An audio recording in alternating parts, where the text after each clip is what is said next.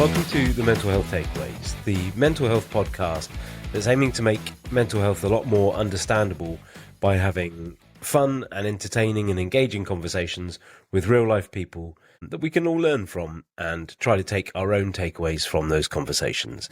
In today's show, we have Richard Norman, the CEO of the Leadership Skills Foundation, formerly Sports Leaders UK, and he is on the show for a particular reason, to talk about the concept of psychological safety.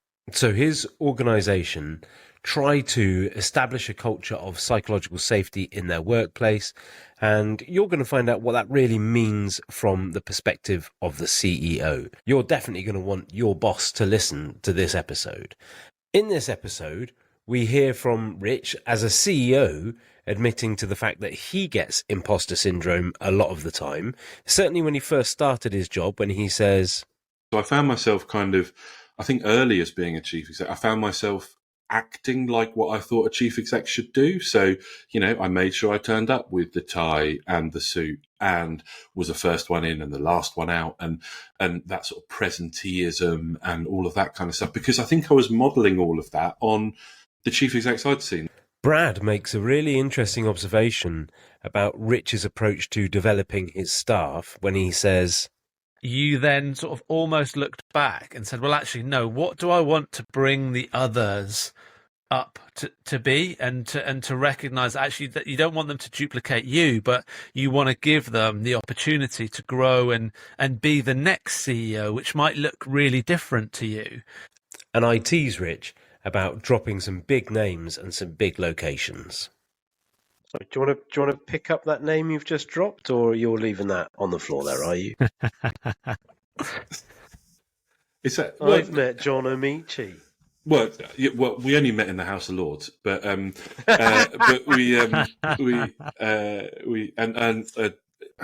This is a great episode. You're going to learn loads about psychological safety, and don't forget to share the link to the episode, because somebody out there needs to hear this. Whoa, look at that handsome man. He's made an effort, Nibbo. Why haven't you? Bradley Smith. What? Yeah? What are you wearing? What the hell? You said this is a CEO episode. Yeah. So you're wearing a T-shirt? Yeah. It's what CEO people wear, I think. Steve Jobs, he wore a T-shirt. No, this is what CEO people wear. And they put glasses and stuff on. See? That CEO person that we're talking to is not wearing a suit. No, and I don't remember the last time I did wear a suit. And actually, but I think you're rocking it, Brad. I love it. And Looks like a wanker. Is it paisley? Is there something paisley in that though? There's a lot of pattern going on right here, Rich. There's a lot of pattern. I think the more pattern screams teacher to me. I think there's a lot of pattern in teaching. Oh, I'm too predictable. I mean, that's an astute observation. He's on the money there.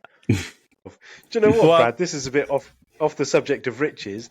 We need to give shout outs at some point to. We've got listeners in all kinds of weird places. I think we might actually have. I'm pretty sure we've got 1% of our listenership is in Iceland, or Iceland, wow, as they say. Yeah. I think we might have a Slovakian listener as well. And if you've got 1% of your listenership is in Iceland, that could be 10% of the Icelandic population.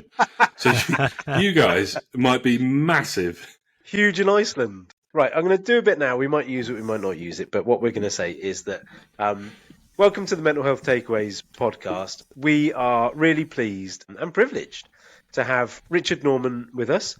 He is the CEO of Sports Leaders UK. No. He's not the CEO of Sports Leaders. No, I'm not. What are you? We rebranded. We're Leadership Skills Foundation. Oh, he's this. And are you a CEO? Yeah, I am. Okay. And okay. I'm going to insist that makes the edit. That has to. Oh, it will. It will. And are you, in fact, Richard Norman? I am. You haven't yes. rebranded that bit. Okay. No. That's more difficult, apparently. So, Richard Norman, CEO of the Skills Leadership Foundation. Almost. Leadership Skills Foundation, yeah. Leadership Skills Foundation. That's pretty. Yeah. Formerly Sports Leaders UK, which was a lot easier to Formerly remember. Sports Leaders UK, yeah. Formerly Sports Leaders UK.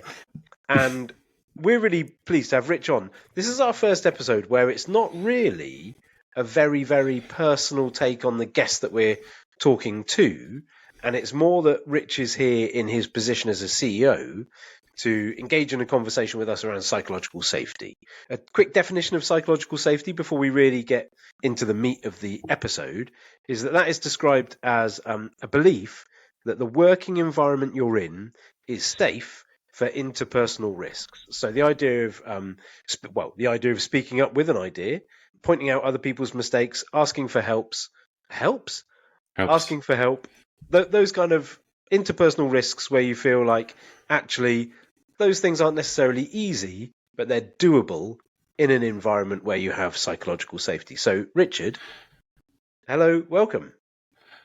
Hello. I think whenever you start with a definition, you're really putting off your audience fairly quickly, aren't you? So, like, that level of kind of organizational management wanky chat is kind of really then difficult to make this an engaging thing. So, hey, look, we're here to talk about psychological safety. Friends. So I'm sharing this in a psychologically safe environment with you. Brad's come dressed as Brad's being his authentic self, which we love. As. So, you know, yeah, that's his pajamas. It's fine. It's all part of the episode because now we've established a psychologically safe environment. It means I can slowly start to undress. Whip it off. Brad's it's like he's prepped. Incredible stuff. Genuinely though, it's an absolute privilege. I'm hoping, being relatively sort of early in your episodes, that I can be the first person to say I'm a fan of the show. So yes! I am absolutely delighted to be here, and I think that what you guys are doing is really great, and genuinely, like, it's never easy to kind of tackle some of the subjects that you're tackling. I know you've got difficult ones coming up from what you've been telling me, but it's really important to have these kind of conversations, whether they're about something like psychological safety, which can feel a bit kind of, I suppose, abstract or wanky management chat, but it's actually, for me, is really important, the part of the organisation that I'm trying to lead, and we definitely don't get it perfect. It's definitely a whole bunch of stuff we're trying to do and learn, but it's kind of the right thing to be doing, I think, as organisations across the world, and recognising that link between. I often say to my team, they're probably bored of me saying it, like, I don't really believe in work-life balance. It's just life balance, right? Because at no point when you've had a really bad night's sleep because you went out the night before and had too much fun with friends, or you've had a tough night with your kids or whatever it might be, do you go, well, look, going into work now, so I'm going to turn off that tiredness and I'm going to be bang on it for the next 8-10 hours. And likewise, when you've had a really tough day at work, you don't then switch off and come home. But I'm just such a fan of what you guys are doing, of just being in this space and opening up the conversation. And I think it's kind of useful to see how it's important to everyone to have these conversations. That'll probably do for the episode, I reckon. We done there? We cool? Good. Okay. Yeah. Right. Night, everyone. What are you talking about? I want to choose my takeaway. I've been working on this for weeks. I haven't actually. I haven't really thought about it. So just what I would quickly say to that, Rich, is thank you very, very much. It's always nice to hear positive feedback, and yeah, it's great to have you on. And without further ado, Brad, I'm going to hand over to you for the first part of the show, and we'll hear what Rich has got to say. Yeah, cool. Right, Rich. Well, let's get into it now. You've already stated that you are a big fan of the show, and therefore you know what this question is going to be. However, we've tweaked it a little bit just for you, just to keep you on your toes. So we know that you are a big coffee fan. That is true. So the twist for you is that we're going to, rather than getting a takeaway, we're going to imagine, I don't know, it's Saturday morning or Sunday morning, 10:30. You're going to go off to a coffee shop. And you can get anything you want from that coffee shop, drinks-wise, food-wise. Talk us about where you're going to go with that and what you're going to do. Bradley, you have literally read my mind. So I'd say tonight is a kind of classic takeaway night, actually, for us. where kids have gone back to school, we're going back to work, post-summer holidays, youngest kid has just started, so we're in that awkward phase where he's only going in for 2 hours a day, and you're trying to manage that around childcare and other commitments. Eldest are just back into football training, and Thursday night you're kind of getting home and going, there's nothing in the cupboards. And so today is a kind of a classic takeaway night for us. So actually you're depriving me of a takeaway actually by having this, now I feel bad. by having this. But actually, as you know, you guys do know a bit about me. I am I think a sort of a big foodie, and I like to cook. And but I have figured out within your format that you don't actually. I don't think you're actually buying the guests a takeaway, because I'm fairly certain. So actually, in that case, my preference was going to go that if we're now talking about a fantasy takeaway, so this for me would be, there'd be two places who I don't think do takeaways, and it would be coffee based. So there, I would have a croissant from a shop in York called Florrie, which is one of the best bakeries I've found in the country, and it is incredible. I like to take trips up to York. My wife's family are there, but we always make sure that there's a trip into the bakery or two, and we sometimes load up. So I would have a croissant from Florrie, and I would also have a macchiato from Monmouth Coffee Shop. Would you talk me through? I formerly worked in a cafe that did serve coffee, but it was pre the coffee revolution. We had like the espresso machines. Third wave, and we served macchiatos. Yeah. And I've got a feeling in my head that it's like an espresso with a tiny bit of foam, but I could be wrong. What's a macchiato? Spot on. Yeah, absolutely. Yeah. So I think macchiato is Italian for stained or something like that. So it's like it's often a double ristretto, which is slightly stronger than an espresso and a bit shorter, so there's less volume, with a little drop of foam into it. A little drop of sort of steamed milk, textured milk into the top of it. But loads of coffee shops get it wrong, and they do like a big, long sort of latte version and whatnot, and then they ask me if I want caramel in it and all of that kind of stuff. So you have absolutely read my mind. And if it was a place or even a time, I would be quite happy doing it on my own and having some time to myself, or with my wife probably. And it would probably be at Borough Market where I actually first sort of fell in love with coffee. Brad, as I say, we tag both of them when we release the reels for this, and just see if they feel like sending Rich some free samples. I need coffee, and I haven't been to Florrie in over a year, so yeah, I need to go back. Yeah. Let's do that, but just not, just remember us guys as well, not just Rich Florrie. Okay, just putting it out there.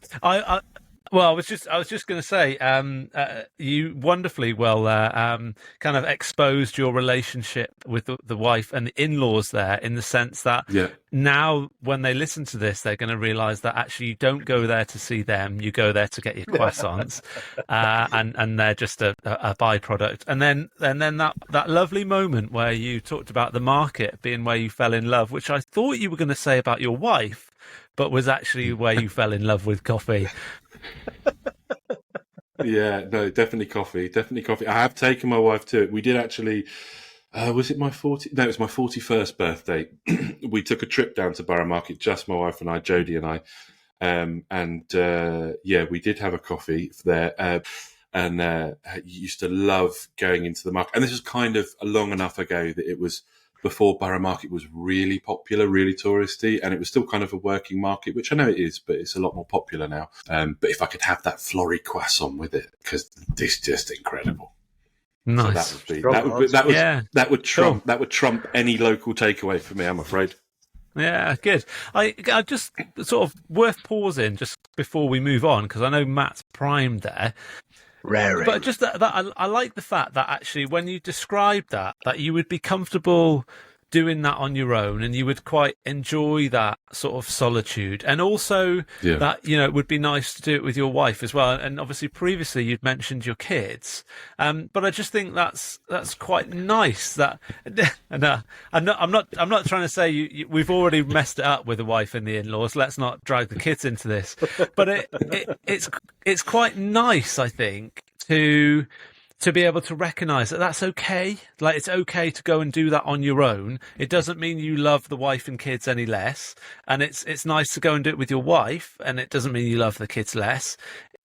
Because I just think sometimes that can get a bit skewed in family life, and sometimes those bits get lost. Yeah, totally. I mean, the reason I omitted the kids from this in the fantasy takeaway is that they'd just ruin it. Let's be honest. They would not want the croissant. They would not want the pain au chocolat. And I'm saying, look at the artistry. Look how flaky it is. Look how much butter is in it. It's beautiful. And they would just ruin the moment for everyone. So in this kind of, you know, fantasy takeaway time, like, they probably wouldn't be there. But I think it's a really interesting thing, because I remember sort of, I suppose, when I've always kind of been happy being on my own and having that element of solitude. And certainly when I think I am struggling or under pressure, or you know, I think my Jodie, my wife, she's very good at sometimes saying you need some time to yourself. And she just knows that actually sometimes I need time away from everyone and everything. And sometimes that's just a couple of hours. You know, sometimes that's sometimes that's a couple of days. But generally it's you know, half a day here, just to kind of recenter myself and just have some time to myself. And that will generally be focused around, I'll try and find a coffee shop and I'll sit there and I might read, or I might doom scroll. You know, this is not trying to provide some sort of, you know, I'm sitting there in some sort of reading some sort of ancient philosophy or something. You know, sometimes I'll take a book, sometimes I'll just chill out.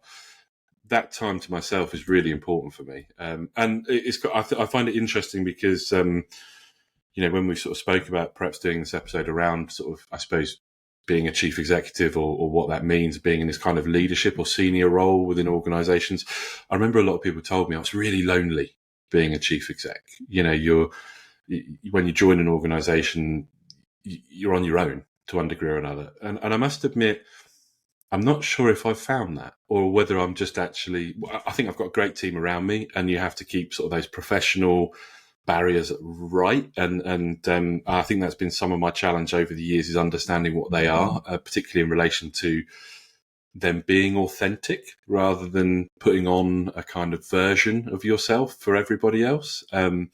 But I think that's something that I've not found so difficult. I think because I'm probably quite antisocial at points. I'm quite happy in myself or being on my own. And if I don't get that for a long period, I have to get it. I have to find some time to myself.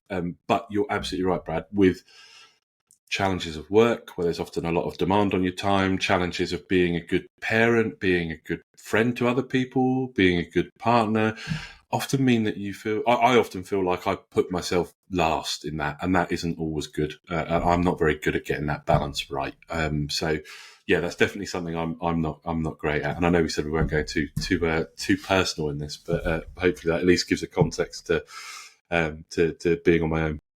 I feel like we can't do psychological safety without being in some way personal. I would because agree. That's the whole essence of psychological safety, that your persona is really welcome here. So by all means, recount personal stories at your leisure. Yeah, no, I completely agree. And I think, as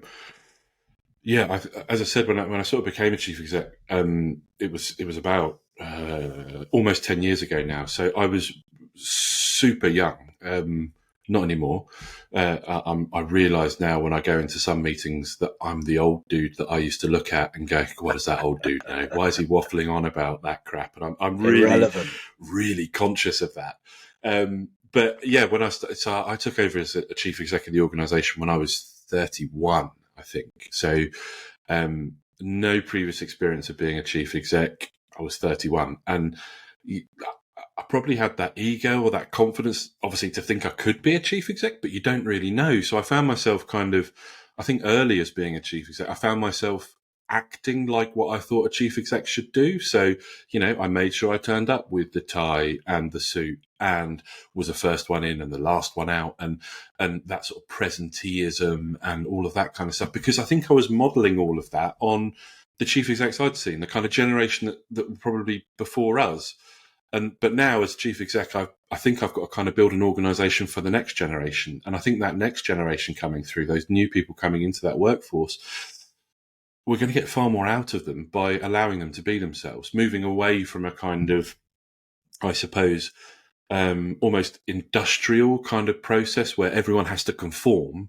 Actually, what we want to promote is diversity, being yourself and being able to bring yourself, and that psychological safety for me is about being able to say when you're struggling, or actually, when you're absolutely nailing something. And there's kind of a responsibility on those of us who are in the positions that we're in at the moment, fortunate enough to be in the positions that we're in at the moment, to support people through that. Because, however, like I said earlier, I don't think this work-life balance really exists. I've built a little studio down the bottom of my garden, so I've got a 30, 40 metre walk down my garden to get back to my house, but I'm instantly back in it. There's no separation anymore between home life and work life. And so I think that's got major advantages. I love doing the school run with them every day, and I try and make sure I do the school run with them every day.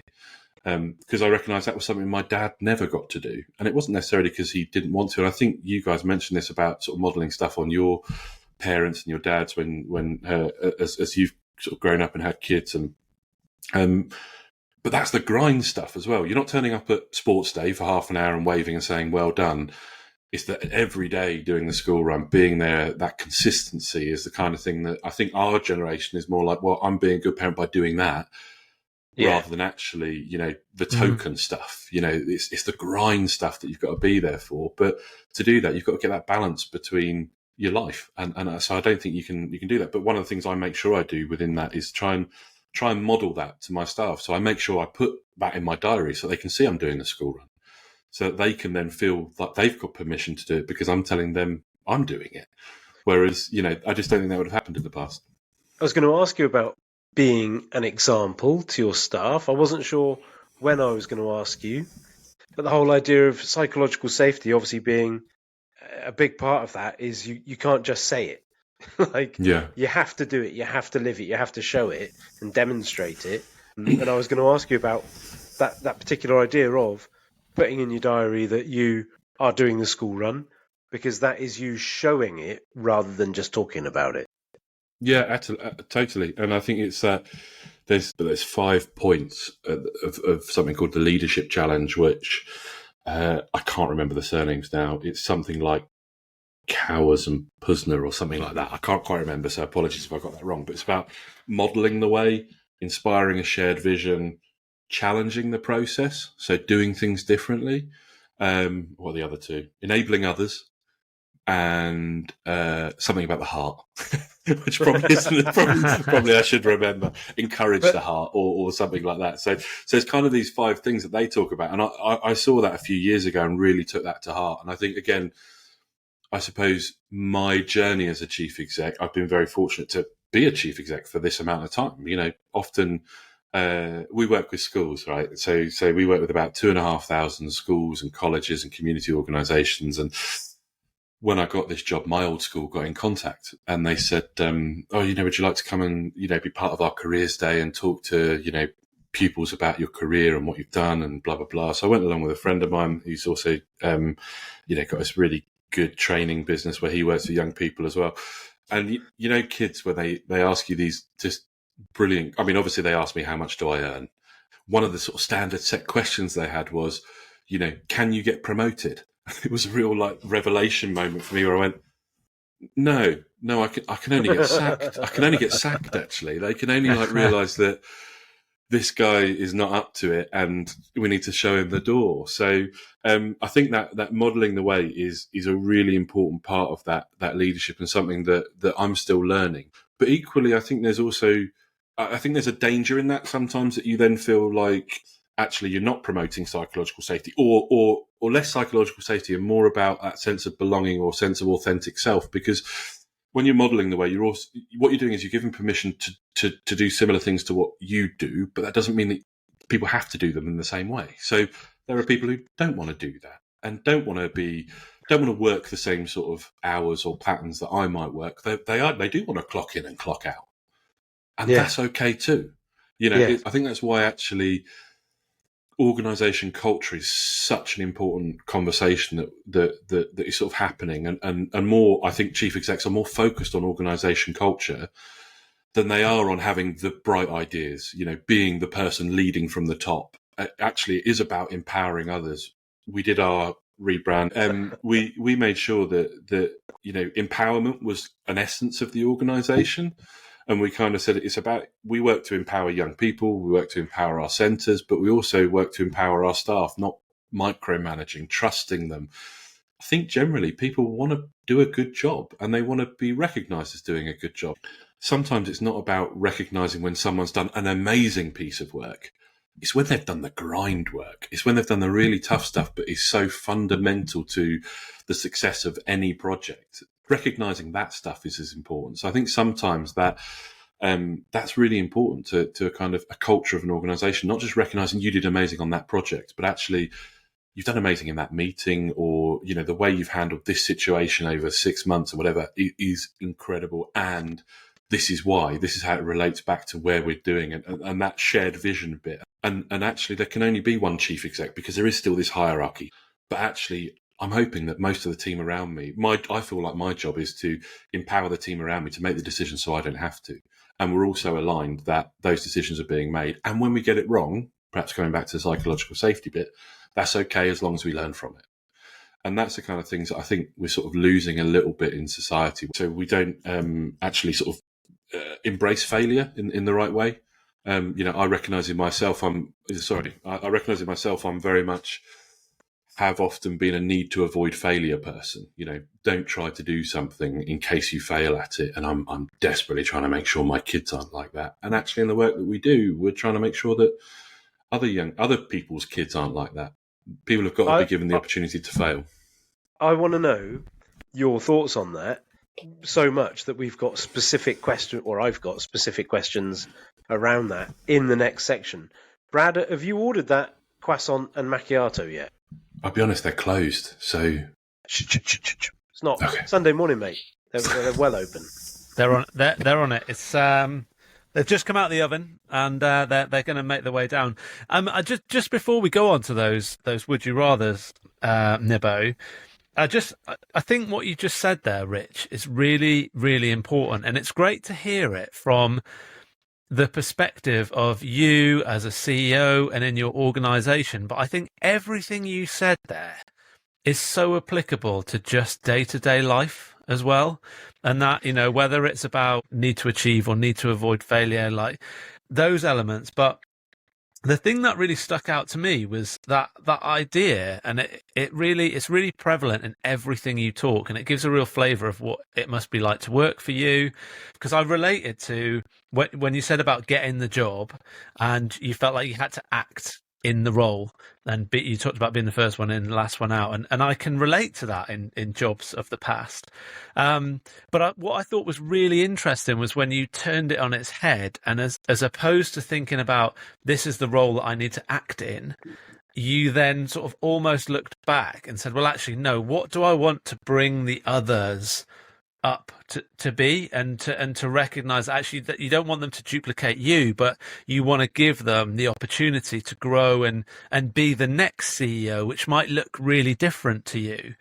And so going back to where I started with that point, that same thing about, immediately now I'm thinking about being a dad and what we tend to do. And I certainly have habits that, I saw in my dad growing up and things like that. But that sort of pause and like, well, no, what actually do I want the kids to come up and grow? And you talked about, you don't want them to be afraid of failure. You want them just to go for it.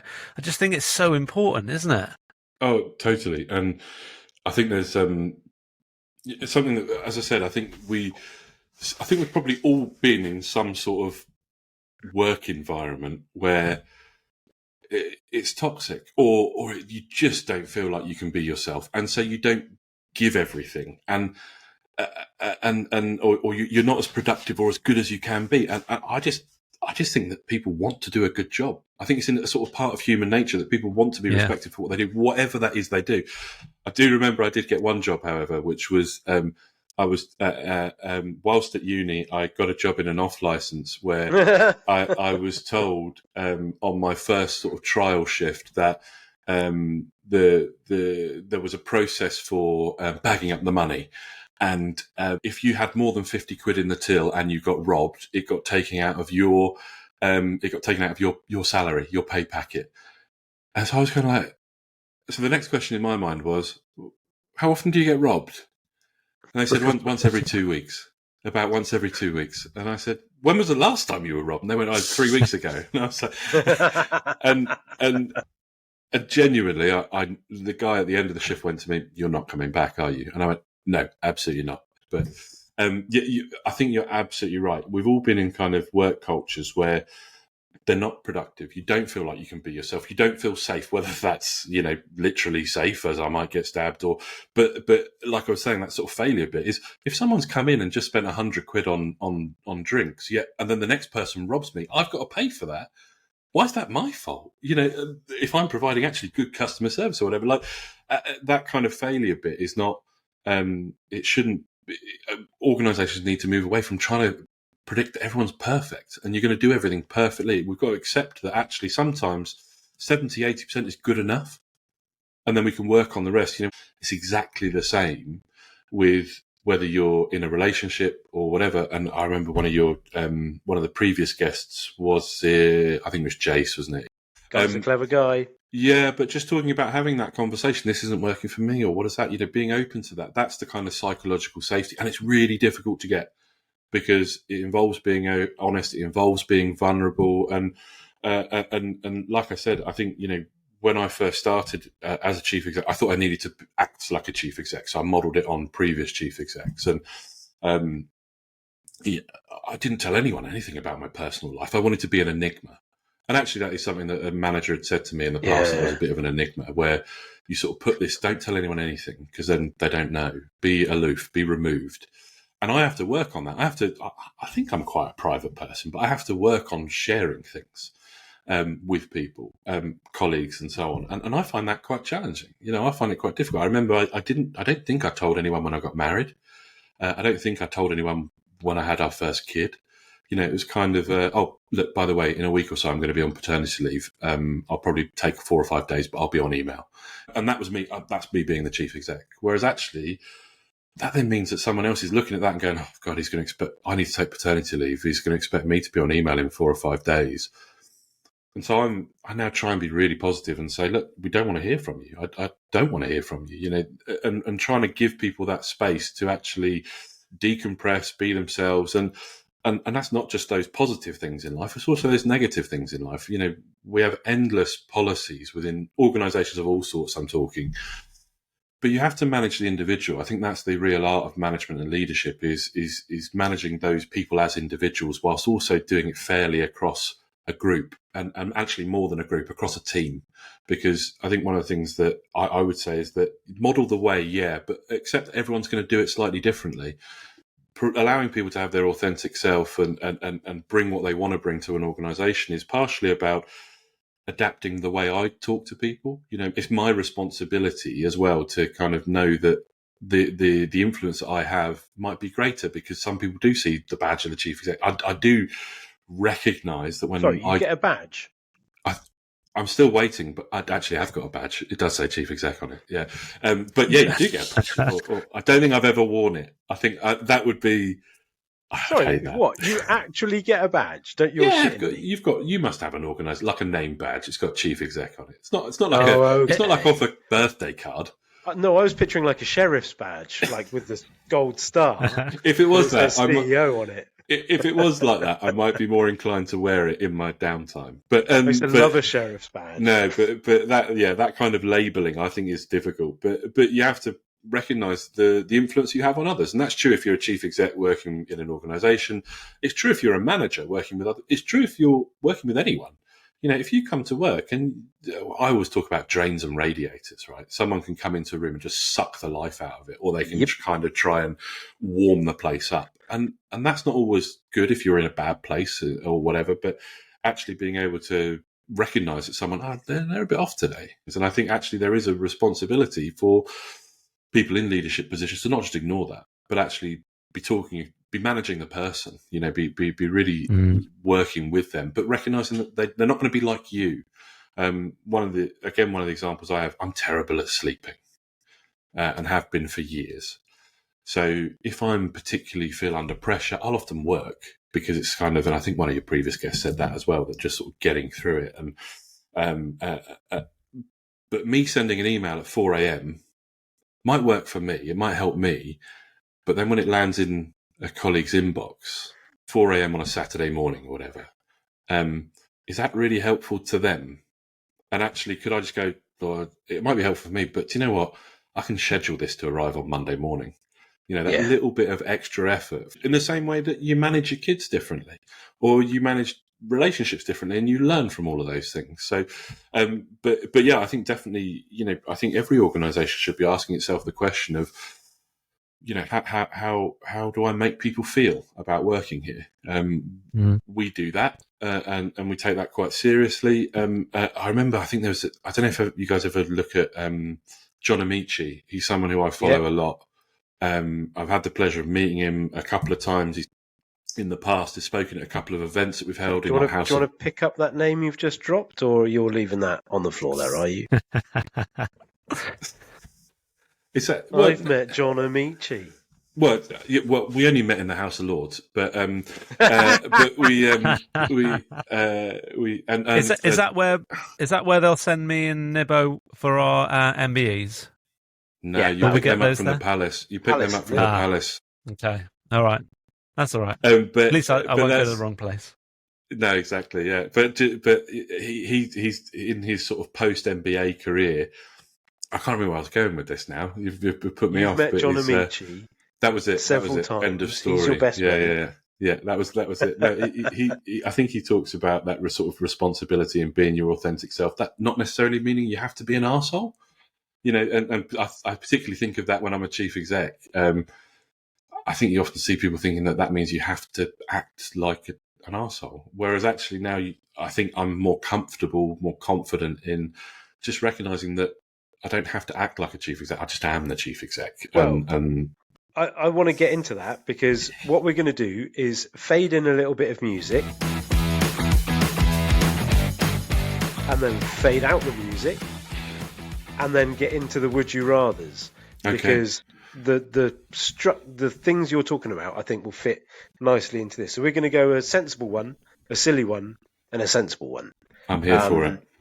So the first sensible one, I want to know, would you rather have your employees make 20% more mistakes than they currently make, but you know about 100% of them? Or would you rather have your employees make 20% fewer mistakes than they currently make, but you only know about 50% of the mistakes in total? So you've got employees essentially making fewer mistakes, but you know about less of them as a percentage, or employees making more mistakes, but you know about all of them. Well, I should caveat this answer by obviously saying my team don't make mistakes, which probably either shows I either don't know about them already, or we're in a psychologically safe environment where they just get on with it. But I think it's a really tough question, because it's more about attitude towards failure, right, or getting things wrong. I think we sometimes set ourselves this unrealistic expectation that everything's going to go right. And so actually accepting that 20% of things is going to go wrong, I think it's a pretty good failure rate. You were talking about how that was in work and in relationships as well. Yeah. I'm assuming none of us ever think our relationship is good 100% of the time. Am I on my own? No. I mean, you're highlighting the fact that I don't have a relationship, Rich, which is fine. Well, that might be to say you that guys talk amongst yourselves. I'll come back in. That might be to say that 100% of your current relationships are going swimmingly. There's just a relationship of one. I think that's the problem, Rich, is that it's not going very well, even just on his own. I say about enjoying being on my own. I think if I was on my own all the time, it would be horrible. So yeah, I don't think it would be that. But I think it's all about attitude towards failure. And again, I'm not good at this. I will tend to avoid things I think I'm going to fail at. And that's my natural kind of tendency is towards going, oh, I don't think I'll be very good at that. Let's not do it. And I know that from the way I interact, the way I act as a chief exec, I tend to avoid things that I find difficult. But because I'm aware of that, I then try and push myself sometimes to do those things. If you fuck up at work, yeah, who do you tell? Do you tell anyone at work? Do you tell people at home? You must have fucked up, surely. Yeah, just give me a second. I'll just try and think of some time. There was that time all in the time, 93. all the time. It's one of the real privileges of getting older is that you get to know yourself better. And I think now, as I'm in my early 40s, 10 years into this job, I know I make mistakes all the time, but I know I know where my failures are or where I tend to fail. So I tend to try and be hyper aware of those things. Like I'm not a starter finisher. And that's, I find that really, there's some jobs that I just will not enjoy doing. So I'll put them off, the same as everyone else. Yeah. But I think on the big side of things, on the big side of things, like when you're saying about whether I prefer people to make more mistakes, I prefer people to feel that they can make mistakes. So I wouldn't necessarily say I want everyone to make 20% more mistakes to learn from them. But the key for me is learning from them. So I often refer to, and again, this is probably something that I have failed at. I've tried to talk about breaking decisions down and understanding them. So I often talk about DO, and no one else in the organisation talks about DO, despite me wanting them to, right? And asking them to, but it never happens. So I'll keep pushing it. But and so I kind of think about breaking things down as decision, execution, and outcome, right? And you can kind of look at things and go, was the decision right? Was the execution right? And was the outcome what we expected it to be? Because I think sometimes you can get the decision right and the execution wrong, but the outcome might be the same, better, worse. You don't know. Sometimes you can get a completely different outcome. Your execution was perfect and your decision was right. Like all those levels of things, it's so nuanced. But actually, as long as you're learning from those failures, you're taking something away from them. So it is a bit cliche now, I think, to say, oh, learn from your mistakes, learn from your failures, but it is true. Like if we can make sure that when we do learn from them, we don't repeat them. So for me, I don't mind people making mistakes at all because it shows we're pushing ourselves. And that's what you want as a chief exec. That's what you want in any position, I think, is to be pushing ourselves and challenging ourselves to be better. There's going to be mistakes in that.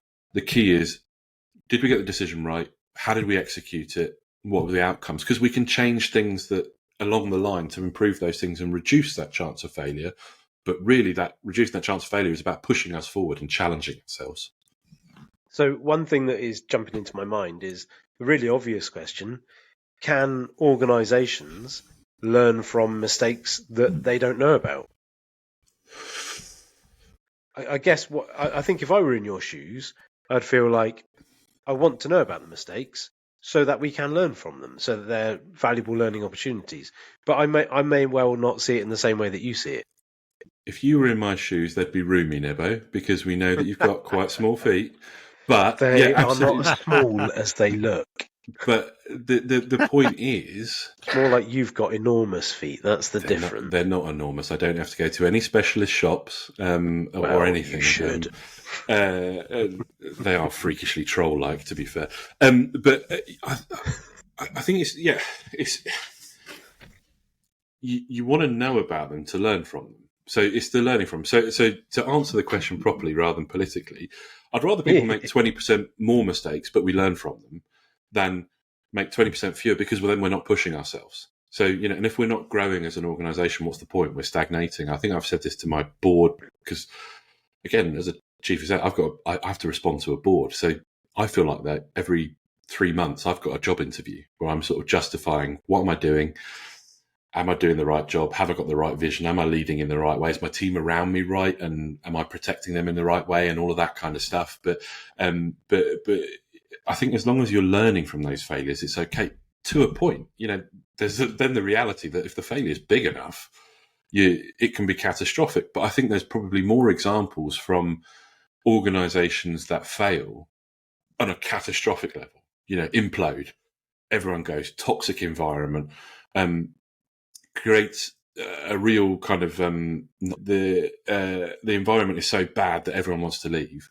That all of a sudden, I think that's because those failures have been washed over, have been ignored, haven't been dealt with, and I think that's difficult. That's partially about psychological safety. Is actually someone going, "I've made a mistake here.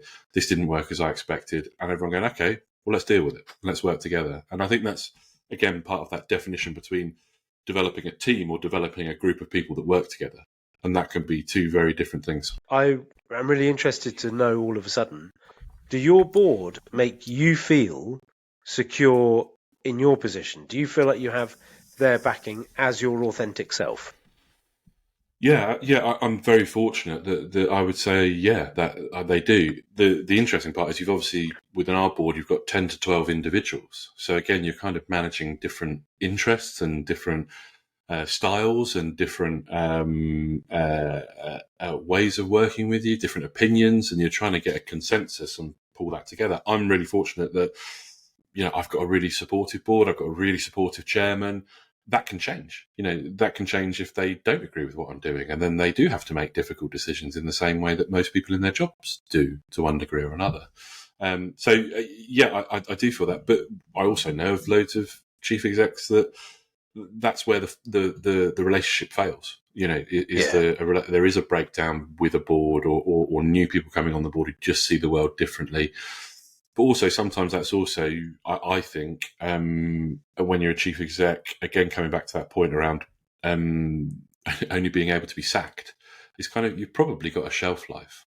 So, you probably should need someone new to come into the organisation at some point, and that's okay too. And that terrifies me because I've then got all of those kind of personal responsibilities, to providing for the family and all of those kind of things. And that's, again, I just don't think you can separate that work-life balance thing. It's just about life balance. It's a huge part of what psychological safety is really all about. That whole idea of being able to be your authentic self at work and being safe in your ability to do that, with the potential outcome being, might I lose my job if I present myself in a way that is counter to the values of the company, but is actually true to myself, but the company say, well, if that's who you are, we don't want you, and so you can leave, please. Or and again, coming back to that failure point, is kind of someone feeling like they can't say, I'm not sure we've got this right, before it's even gone wrong. We had a team conference back in May, and again, this is probably a bit, bit too organisational management wanky speak, but I did this whole presentation about the fact I hate hippos, right?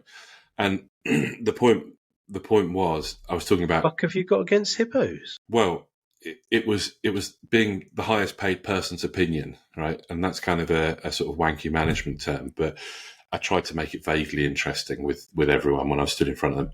I'm not sure it was that interesting for them, bless them, but they just had to listen to me talk about hippos and going on holiday to South Africa and stuff and seeing hippos in the wild. And I do love hippos. It was great, but mainly because they're solitary. But the point is, I think that influence that you have as the highest paid person opinion, if you're coming into a room and kind of recognizing that you change the dynamic, but then, actually if I share my opinion, that can then change everyone else's opinion. So it's very quick that if I say, I think that's a great idea, a lot of people might go, I think that's a great idea too. Because they just think they're coming along with me for the ride. Whereas, so actually, the key for me is not sharing my opinion sometimes and just trying to hear the room and talk to people and listen to them and then take a view or a consensus, or hopefully we'll get to a consensus that is happy for most of us. But recognizing that sometimes, I do share my opinion and just say, sometimes I'm very clear with colleagues or with people I've worked with in the past to say, look, I'm sharing my opinion with you so that you know that when we get to the end of this thing, I'm going to need some convincing on that, because I think there's nothing worse than me sort of knowing what my opinion is and waiting until I've done all of the work, and then right at the end of it going, I disagree with you on this fundamental point. If I've told them that in advance and I've known about it, that they've not spent 3 months working at something, and then I fundamentally undermine it because I just think that then stops any sort of progress. So sometimes I'm really keen to actually give them feedback privately in the right way, early in that process, to say, look, this is something I'm concerned about. I trust you to think it through. I maybe even say to you, you're accountable for this. This is your thing, but I'm just sharing with you the thing that I'm concerned about, so that when we do get to that point of making a decision, you've either addressed it and you're bang on, or you've convinced me otherwise, or I'm actually going to go, I disagree with you, but you're going to go for it. Okay, let's go for it. And then I'm behind you.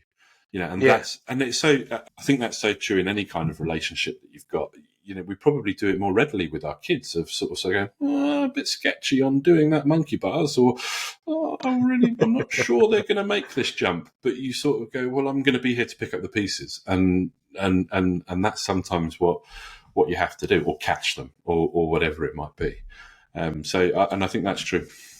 Now that you've brought it back to the personal with the kids, we're going to go for the silly would you rather. I mean, is it silly? Is it not silly? You and I have actually had similar conversations about this concept in the past, but we're going to put it in a work-based scenario. Would you rather have a tattoo which is visible when you're in your work clothes? So let's put you in a suit. We said at the start that you don't wear a suit. So a tattoo that's visible when you're in a suit. So we're thinking neck, face, or hands. Mm-hmm. But you get to choose what the tattoo is of. Mm-hmm. Or would you rather have a tattoo which is invisible when you're in work clothes, but it's chosen, what you get a tattoo of is chosen by your most junior employee? See, I don't think that's a tough one at all. You're wondering, where's the rest of this episode? Where has Rich gone? When do I get to hear his answer to that would you rather about tattoos? Well, it's such a good episode. There's so much content in it. We didn't want to lumber you, the listener, with it all in one big go. So we've split it into 2 episodes. Part 2 is coming out in a week's time. So if you're listening really live, like at the very end of September, start of October, then it's coming out in a week's time. But hopefully, if you are listening in a little bit more of a lag, it's already out. So you can already go to our page and just find part 2. It'll be nice and clearly labelled right there, I promise. Come back for part 2 to hear Rich's answer to that would you rather about the tattoos, and also to find out what our takeaways are from this conversation, what Brad, myself and Rich feel like you can learn from the conversation you've just been listening to. So join us then for part 2 of Rich's psychological safety episode, and we'll see you there.